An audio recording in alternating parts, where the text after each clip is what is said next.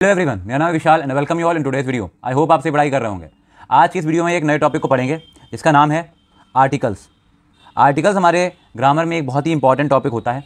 इसमें हम पढ़ते हैं ए, एन और दा के बारे में, यानी कि ए, एन और दा का हम इस्तेमाल किस तरीके से एक सेंटेंस में कर रहे होते हैं। तो आर्टिकल्स क्या होते हैं, ए का प्रयोग कहाँ करते हैं, एन का प्रयोग कहाँ करते हैं, दा कहाँ यूज़ होता है, और ये सारी चीज़ें इनके बारे में हम पढ़ेंगे इस वीडियो में। तो चलिए आगे बढ़ते हैं। आर्टिकल्स क्या लिखा हुआ है? Articles specifies a noun. Specify का मतलब क्या हुआ? स्पेसिफाई का मतलब हुआ कि उसकी स्पेशलिटी को बताना, उसकी विशेषता बता देना। तो जो एक आर्टिकल होता है वो एक नाउन की विशेषता को बताता है, यानी कि एक जो नाउन है वो विशेष है, अलग है। इस चीज़ को कौन बताता है? इस चीज़ को हमारे इसमें आर्टिकल बता रहा होता है, आर्टिकल। ठीक है। अब क्योंकि एक नाउन की विशेषता बता रहा है तो ये तो काम भाई किसी और का होता है। किसका? ये काम होता है हमारे सेंटेंस में एक एडजेक्टिव का। अब ये जो काम एडजेक्टिव का ये कौन कर रहा है? आर्टिकल कर रहा है। यानी कि हम कह सकते हैं ना कि जो हमारा आर्टिकल होता है वो एक एडजेक्टिव होता है। लेकिन लेकिन लेकिन कौन सा एडजेक्टिव? एडजेक्टिव तो बहुत सारे होते हैं भाई। एडजेक्टिव वाली वीडियो हमने पढ़ाया हुआ, तो एडजेक्टिव तो बहुत सारे होते हैं। लेकिन जैसे कि यहाँ पे लिखा हुआ है, आर्टिकल हमारा होता है डेमोन्स्ट्रेटिव एडजेक्टिव। ये डेमोन्स्ट्रेटिव एडजेक्टिव की तरह काम कर रहा होता है। ठीक है, आगे बढ़ते हैं, वीडियो में आगे बढ़ते हैं। तो आर्टिकल क्या काम करता है? आर्टिकल एक नाउन की विशेषता बताता है और एक एडजेक्टिव की तरह काम करता है। इतनी सी बात यहाँ पे हो जाती है। आगे बढ़ते हैं। Kinds of articles. आर्टिकल्स के काइंड्स क्या होते हैं, यानी कि एक आर्टिकल कितने प्रकार का हो सकता है? तो आर्टिकल एक हमेशा दो प्रकार का हो सकता है, एक तो है डेफिनेट और दूसरा है इनडेफिनेट। डेफिनेट आर्टिकल होता है हमेशा और हमेशा दा। डेफिनेट का मतलब होता है निश्चित। निश्चित यानी कि वो चीज़ जो किसी एक विशेष चीज़ के बारे में बात कर रही होती है। ऐसे आर्टिकल जो एक विशेष चीज़ की बात कर रहे होंगे, यानी कि एक पर्टिकुलर एक सर्टेन स्पेशल चीज़ की बात कर रहे होंगे, तो हम कह सकते हैं वहाँ पे कि वो आर्टिकल क्या कहलाएगा? वो आर्टिकल कहलाएगा कि वो एक डेफिनेट आर्टिकल है। ऐसे ही इनडेफिनेट हो जाएगा इसका उल्टा। इनडेफिनेट का मतलब हो जाएगा अनिश्चित, यानी कि जो कि निश्चित ना हो, जो कि स्पेशल नहीं है, जो कि हम जानते नहीं हैं कि वो वही है या कुछ और भी हो सकता है। तो हम वहाँ पे इस्तेमाल कर सकते हैं ए या फिर एन का। ठीक है, सिंपल है। निश्चित होगा तो दा और अनिश्चित होगा तो ए और एन। निश्चित अनिश्चित से मतलब क्या हुआ? जो कि स्पेशल होगा तो उसके लिए दा, स्पेशल नहीं होगा तो ए या फिर एन। आगे बढ़ते हैं। क्या लिखा हुआ है? यूज़ ऑफ ए और एन। एन और ए का यूज़ कब करते हैं? A before a word beginning with a consonant sound. एक शब्द जो कॉन्सोनेंट के साउंड से स्टार्ट हो रहा होता है, बिगिन हो रहा होता है, उससे पहले हम क्या करते हैं? ए का इस्तेमाल करते हैं। कॉन्सोनेंट साउंड का मतलब क्या हुआ? कॉन्सोनेंट का साउंड का मतलब होता है हमारे जो हिंदी के व्यंजन होते हैं। जो हिंदी के व्यंजन होते हैं ना, उन्हीं को इंग्लिश में हम कहते हैं कॉन्सोनेंट। अच्छा, व्यंजन में और अगर हम दूसरी बात करें, स्वर में क्या अंतर होता है, यानी कि एक वॉवेल और एक कॉन्सोनेंट में क्या अंतर होता है? तो देखो, कॉन्सोनेंट वो सारे लेटर्स होते हैं जिनका प्रोनाउंसिएशन करते वक्त, यानी कि जिनको बोलते वक्त हम जो भी ध्वनि अंग होते हैं हमारे शरीर में जिनसे हम ध्वनि को उत्पन्न करते हैं, जैसे कि होंठ हो गए, हमारे दांत हो गए, जीभ हो गए, हमारी जो तालु होती है वो हो गई, इन सब का हम प्रयोग नहीं करते। यानी कि वो जो आवाज़ होती है वो सीधे अंदर से निकल के आती है और बीच में उसको कोई भी रुकावट नहीं मिलती है। ऐसे लेटर्स को, ऐसे अक्षरों को हम कहते हैं वॉवेल। और हिंदी में इन्हीं को कहा जाता है स्वर, कहा जाता है इनको स्वर। ठीक है, स्वर कहा जाता है इनको। ठीक है, ये होते हैं वॉवेल।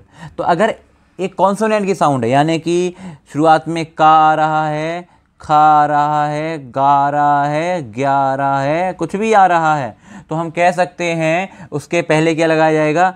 ए का इस्तेमाल कर लिया जाएगा। फॉर एग्जाम्पल देखो यहाँ पे क्या लिखे हुए हैं। एग्जाम्पल अगर देखते हैं तो अब बॉय, एक लड़का। बॉय को जरा हिंदी में लिख के देखते हैं। यहाँ पे बॉय को हिंदी में कुछ इस तरीके से लिखा जाएगा। बॉय को हिंदी में कुछ इस तरीके से लिखा जाएगा। तो यहाँ पे हम देख सकते हैं जो बा होता है, बा क्या होता है? एक व्यंजन होता है हमारे वॉवेल या स्वर में से, तो था नहीं। स्वर यानी कि जो हिंदी की मात्राएं होती हैं, आ, ई,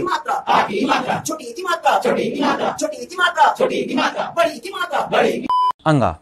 तो अंग और आहा, तो ये उनमें से तो है नहीं भाई, ये है एक व्यंजन और व्यंजन से शुरू हो रहा है, यानी कि जो बॉय होगा उसके पहले क्या लगाना चाहिए, ए। तो यहाँ पे देख लो क्या लगा रखा है इन्होंने, ए को यहाँ पे लगा रखा है, ए को यहाँ पे यूज़ कर रखा है। ऐसे ही आगे भी देखेंगे। अब मैन, मैन को लिख के देखते हैं जरा। मैन, यहाँ पे माँ आ रहा है जो कि एक व्यंजन है, इसलिए यहाँ पे क्या लगा दिया, ए लगा दिया। ऐसे ही ह्यूमन में देखेंगे, ह्यूमन में हा आ रहा है, फिर आगे यू करके आएगा, आधा हा बनेगा, तो यहाँ पे क्या लगा दिया, ए लगा दिया। सही है। ईयर, ईयर में देखो ऐसे तो ईयर को लिखेंगे ना हम, या ईयर को इसी प्रकार से तो लिखा जाएगा। तो ईयर में ए आ रहा है, एक व्यंजन है, तो हम यहाँ पे क्या लगा सकते हैं, हम यहाँ पे लगा सकते हैं ए को, और वही यहाँ पे इस्तेमाल कर लिया गया है, ए ईयर। ऐसे ही ए यंग मैन, तो यंग हम ऐसे लिखते हैं, तो या व्यंजन है तो ए लगा दिया गया। गर्ल, गर्ल लिखा है, गर्ल लिखा हुआ है, तो गर्ल को ऐसे ही तो लिखते हैं भाई, ऐसे। इसमें गा क्या है, एक व्यंजन है, एक कॉन्सोनेंट है, तो उसके पहले हमने क्या लगा दिया, इसके पहले हमने ए को लगा दिया। वॉवल से मतलब नहीं है हमें, मतलब किस चीज़ से, हमें मतलब है वॉवल या कॉन्सोनेंट के साउंड से, आवाज़ से। ठीक है। तो अगर यहाँ पे हम लिख देते हैं फॉर एग्जांपल यूरोपियन, तो यूरोपियन की शुरुआत में क्या आ रहा है, ई। क्या यहाँ पे आंखें बंद करके एन को लगा देना ठीक होगा, नहीं होगा, ये गलत हो जाएगा। क्यों, क्योंकि यूरोपियन को जरा लिख के देखो, यूरोपियन में शुरुआत में आवाज़ क्या आ रही है, क्या हम बोलेंगे जब यूरोपियन हम बोलेंगे तो किस तरीके से बोलेंगे, यूरोपियन, ऐसे ही तो लिखेंगे ना, यूरोप में रहने वाला व्यक्ति यूरोपियन। शुरुआत में देखो क्या आ रहा है, शुरुआत में आ रहा है यहाँ पे एक कॉन्सोनेंट, क्या आ रहा है यहाँ पे, एक कॉन्सोनेंट आ रहा है। ठीक, जब ये कॉन्सोनेंट यहाँ पे आ रखा है तो कॉन्सोनेंट साउंड से पहले देखो क्या लगना चाहिए, ए का यूज़ होना चाहिए, तो हम यहाँ पे यूज़ कर लेंगे ए। ठीक है, तो अब समझ में आ गया होगा, कॉन्सोनेंट का साउंड है, साउंड है, तो हम क्या यूज़ करेंगे, ए का। और कॉन्सोनेंट का साउंड ना होके वो साउंड किसका आ जाता है, वो साउंड आ जाता है एक वॉवेल का, यानी कि ए, ई, आई, ओ, यू का साउंड आता है, साउंड। या फिर हिंदी में देखेंगे तो छोटा आ, बड़ा आ, ई, बड़ी ई, छोटा ऊ, बड़ा ऊ, ए का मात्रा आ जाए, ए आ जाए, ओ आ जाए, औ आ जाए। ठीक,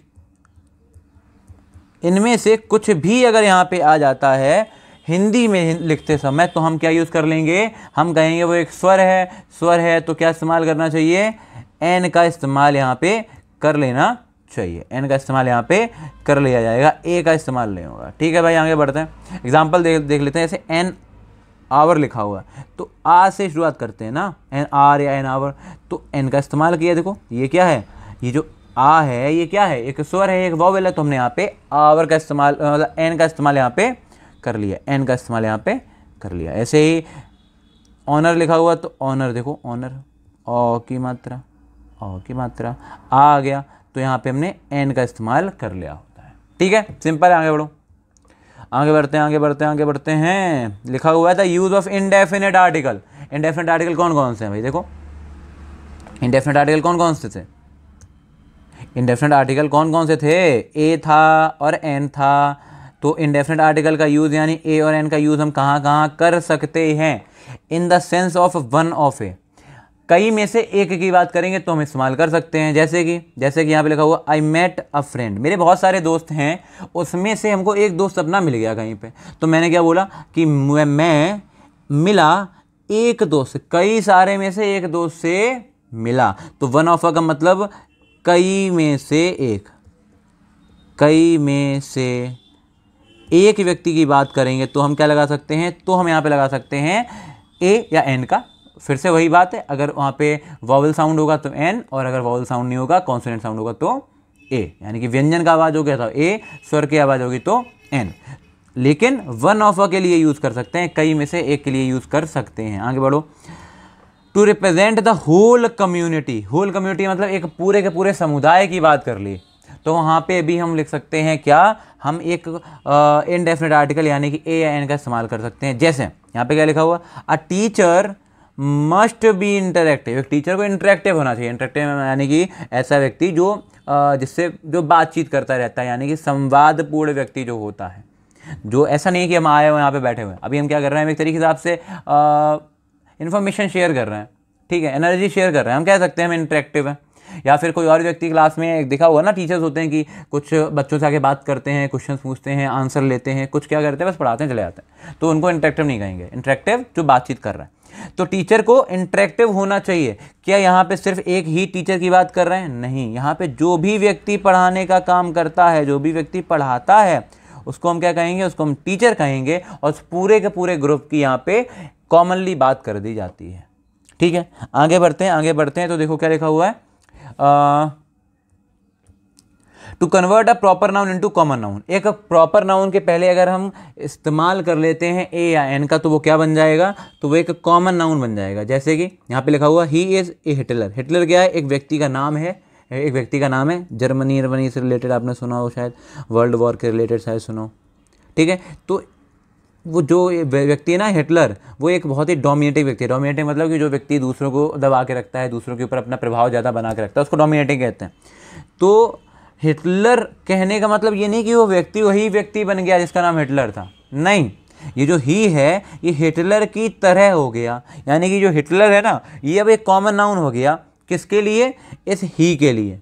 यानी कि हिटलर का मतलब हो गया एक डोमिनेटिंग पर्सन, एक व्यक्ति जो कि डोमिनेट करता है लोगों को, लोगों पर ज़्यादा लोगों के ऊपर प्रभाव डालता है। तो यहाँ पे ऐसे ही हमने हिटलर, क्योंकि नाम था, प्रॉपर नाउन था, तो हमने जैसे ही उसके आगे लगाया ए, तो वो क्या बन गया, एक कॉमन नाउन बन गया। जैसे कि आप बोल सकते हैं, मान लो एक लड़का है रमेश, तो हम बहुत ही ब्रिलियंट है पढ़ाई में, तो हम अपने दोस्त से कह सकते हैं you are Ramesh. You are Ramesh का मतलब एक इंटेलिजेंट व्यक्ति होगा, क्योंकि रमेश इंटेलिजेंट है, तो हम उसको इंटेलिजेंट व्यक्ति मान के अपने दोस्त को जब हम बोलेंगे यू आर रमेश, इसका मतलब हो जाएगा मेरा दोस्त भी इंटेलिजेंट है, यानी कि रमेश की तरह ही है। तो रमेश वहाँ पे कॉमन नाउन की तरह काम कर रहा होगा। आगे बढ़े, आगे देखो क्या लिखा हुआ, आगे लिखा हुआ है विद वर्ड्स लिटिल और फ्यू। ये हमने बताया हुआ है अपने वीडियोज़ में, एक शॉर्ट वीडियोज़ में हमने 2-3 बताया हुआ कि लिटिल और फ्यू में जब हम आ यानी कि ए या फिर दा का इस्तेमाल करते हैं, तो उनका मीनिंग जो होता है बिल्कुल चेंज हो जाता है। बिल्कुल जैसे ही ए और दा का इस्तेमाल किया तो बिल्कुल मीनिंग चेंज हो जाता है, ठीक है। जैसे लिखा हुआ I have a little money with me, मेरे पास में बहुत थोड़े से पैसे। अ लिटिल का मतलब हो गया बहुत थोड़ा, बहुत थोड़ा सा, यानी कि इतना थोड़ा जितने से मेरा काम नहीं चल सकता। मान लो हमें 10,000 रुपये चाहिए, और हम अगर ऐसे बोल रहे हैं I have a little money, यानी कि मेरे पास में 9,000 रुपये हो सकते हैं, मेरे पास में 5,000 रुपये हो सकते हैं, मेरे पास में 2,000 रुपये हो सकते हैं, यानी कि उतने नहीं है जितने मेरा काम हो जाए। काम हो जाता है तो हम इस्तेमाल नहीं करते हैं, हम सीधे लिख लेते हैं लिटिल या फ्यू। लिटिल अनकाउंटेबल के लिए, अनकाउंटेबल यानी गिन नहीं सकते हैं, और फॉर का इस्तेमाल करते हैं काउंटेबल के लिए, ठीक है। ठीक है भाई, आगे बढ़ते हैं, आगे बढ़ते हैं। इन सेंस ऑफ एवरी, जब हमें हर एक की बात करनी होती है, यानी कि जैसे यहाँ पे लिखा हुआ है, देखो एक बार, ही अर्न्स, वह कमाता है 20,000 रुपये कमाता है, 20,000 रुपये यहाँ पे लिख देते हैं, वो 20,000 रुपये कमाता है अ मंथ, एक मंथ में। एक मंथ का मतलब हुआ हर मंथ की हम बात कर रहे हैं कि वो हर महीने में क्या काम कर रहा है, वो हर एक महीने में 20,000 रुपये कमा रहा है। तो यहाँ पे हर एक ना लिख के हमने सिर्फ और सिर्फ ए लिख दिया, और इस ए का कौन सा सेंस निकला, इस ए का सेंस निकला एवरी का। तो हम कह सकते हैं यहाँ पे ए मंथ का मतलब हो गया एवरी मंथ। तो इस तरीके से भी ए का इस्तेमाल, ए या एन का इस्तेमाल कर सकते हैं, ठीक है। फिर से वही बात, वो भी लोग कॉन्सोनेंट के साउंड पे डिपेंड करेगा। आगे बढ़ते हैं एक्सक्लेमेटरी सेंटेंस में। एक्सक्लेमेटरी सेंटेंस में हम ऐसे जो भी एडजेक्टिव होता है उसके पहले इस्तेमाल करते हैं वॉट करके, जब भी हम एक्सक्लेमेटरी सेंटेंस को लिख रहे हैं। जैसे what an amazing person you are, कि आप कितने अमेजिंग व्यक्ति हैं, आप कितने अमेजिंग व्यक्ति हैं। तो यहाँ पे हमने अमेजिंग से पहले क्या लिख लिया, यहाँ पे एन का इस्तेमाल कर लिया, जो कि क्या है, जो कि एक इनडेफिनिट आर्टिकल होता है, एक इनडेफिनिट आर्टिकल होता है, ठीक। यहीं पे हम ए का इस्तेमाल भी कर सकते थे, क्योंकि यहाँ पे देखो अमेजिंग लिखा हुआ था। अमेजिंग को जब भी लिखेंगे तो आ से लिखेंगे, अमेजिंग, तो आ मेरा स्वर आ रहा है तो हमने एन लगाया, वरना हम क्या लगाते हैं, हम ए को लगाते हैं, ठीक है। आगे बढ़ते हैं। डोंट यूज ए और एन, तो ऐसी कौन सी जगह होंगी जहाँ पे हम ए और एन का इस्तेमाल नहीं कर रहे होंगे। तो ए और एन का इस्तेमाल कई जगहों पे नहीं कर रहे होते, जैसे प्लूरल। ए और एन का जो हिंदी में मतलब होता है वो क्या निकलता है, एक, एक सिंगुलर। तो सिंगुलर के लिए इनका इस्तेमाल हो रहा होता है, तो प्लूरल के लिए इनका इस्तेमाल नहीं करेंगे। अनकाउंटेबल नाउन उनके लिए भी इस्तेमाल नहीं करेंगे। हम ऐसे नहीं कह सकते अ वाटर, क्यों नहीं कह सकते हैं भाई, क्योंकि वाटर इसलिए नहीं कह सकते हैं क्योंकि वाटर को हम गिन ही नहीं पा रहे हैं, तो हम कैसे कह सकते हैं कि एक पानी, ए मतलब होता है ए का, तो हम ऐसे कैसे कह सकते हैं एक पानी, नहीं कह सकते हैं ना, तो हम यहाँ पे आर्टिकल का इस्तेमाल ही नहीं कर रहे होंगे।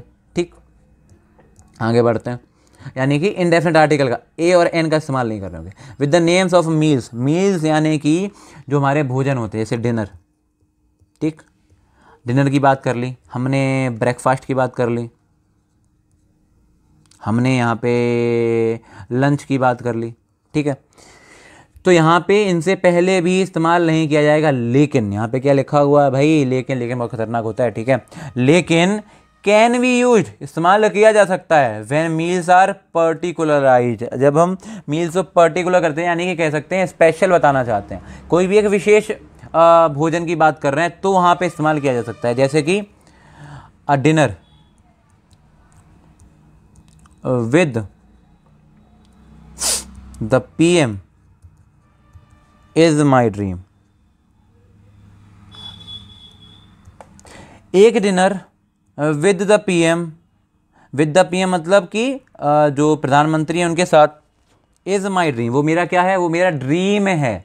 यानी कि यहाँ पे अब जो डिनर है वो पर्टिकुलर हो गया, विशेष हो गया। कौन सा वाला किस तरीके से विशेष हो गया, क्योंकि वो ऐसे ही किसी भी डिनर की बात नहीं कर रही है, वो उस डिनर की बात कर रहा है वहाँ पे जो कि PM के साथ में होना है, जो कि प्रधानमंत्री के साथ में वहाँ पे किया जाना है। तो पर्टिकुलर हो गया, विशेष हो गया, नॉर्मल सा नहीं है। नॉर्मल सा होगा, ऐसा ही होगा तो हम इस्तेमाल नहीं करेंगे भाई। वीडियो में बस इतना ही। अगर कोई डाउट है तो वीडियो को दोबारा देख सकते हैं, फिर भी कोई डाउट या सजेशन होता है तो कमेंट कर सकते हैं, और stay tune to the channel और सब्सक्राइब कर सकते हैं। और अगर आपको चीज़ें समझ में नहीं आती हैं तो आप हमारे किसी भी सोशल मीडिया प्लेटफॉर्म पे जाके हमको फॉलो कर सकते हैं और वहाँ पे हमसे पूछ सकते हैं। अगर आपको कोई भी त्रुटि या डाउट होता है तो आपका रिप्लाई देने की कोशिश रहेगी। तो thank you so much for watching this video, और बस पढ़ाई करते रहें, हंसते रहें, मुस्कुराते रहें, नई नई चीज़ों को सीखते रहें, बहुत ज़रूरी है। धन्यवाद।